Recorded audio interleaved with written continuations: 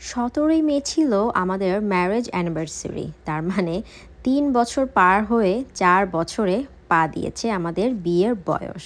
ঠিক ২০২১ সালের মে মাসের ১৭ তারিখে তার সাথে বিবাহ বন্ধনে আবদ্ধ হয়েছিলাম। তারপরে অনেক চড়াই উতরাই, অনেক হাসি, কান্না, দুঃখ, সুখ মিলে আমাদের এই ছোট্ট সংসার। তারপরে এখন তো কানাডায় চলে আসছি। এখন আবার ছোট্ট একটা সংসার শুরু করেছি। তো সারাদিন মোটামুটি সারাদিন না, সকাল দিকটা বাসায় থেকে দুপুরে ফ্রেশ-ট্রেশ হয়ে আমরা আসলে বেরিয়ে পড়েছিলাম একটু ঘোরাঘুরি করতে।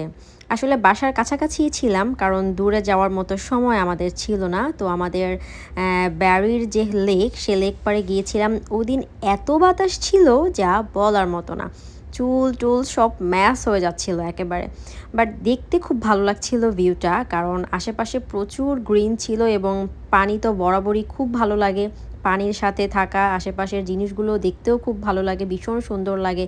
পানিগুলো স্বচ্ছ এবং ক্লিন ছিল। ওখানে থেকেই কিছু আমরা হাঁটাহাঁটি করলাম, অনেক ফটোগ্রাফি করলাম, অনেকক্ষণ বসে থেকে অনেক মানে নিজেদের মতো সময়টা স্পেন্ড করে দেন আবার বাসায় চলে আসলাম। বাসায় এসে চিন্তা করলাম তাকে একটু ভালো কিছু রান্না করে খাওয়াই। কারণ দুজনেই যেহেতু কাজে ব্যস্ত থাকা হয়, তাই আসলে রান্না করার তেমন একটা মানে ভালো কিছু রান্না করার টাইম পাওয়া যায় না। তাই বাসায় এসে আমরা আসার সময় কি বলে মানে প্ল্যান করছিলাম আমি আরকি মনে, মনে যে কি রান্না করব।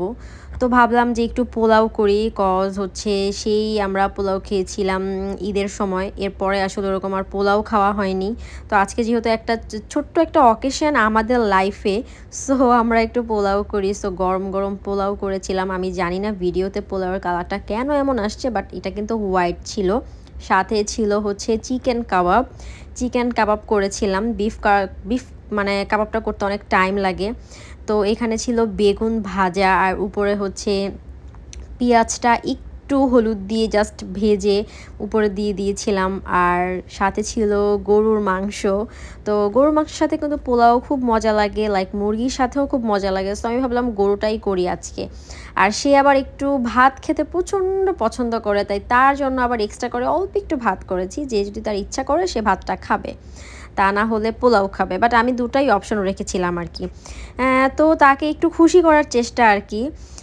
আর এখান থেকে আমরা আসার সময় আসলে ছোট, ছোট ২ টা পিস স্লাইস করা মানে পেস্ট্রি নিয়ে আসছিলাম। এখানে স্লাইস করা পেস্ট্রি পাওয়া যায় অনেক সুন্দর, সুন্দর। সো সেটা নিয়ে আসছিলাম। পুরো একটা কেক নিয়ে আসি নাই, কজ পুরো একটা কেক নিয়ে আসলে এটা জাস্ট ওয়েস্টই হতো, খাওয়া হতো না। তো এইজন্য অল্প করে এনেছি যে মুঁহ মিঠা তো বানতাই হ্যাঁ না? এইজন্য আর কি। তো সাথে ছিল সালাদ। তো আসলে সারাদিনটা এভাবেই গেল। মানুষের হায়াত, মউত, রিজিক, দৌলত সব আল্লাহর হাতে।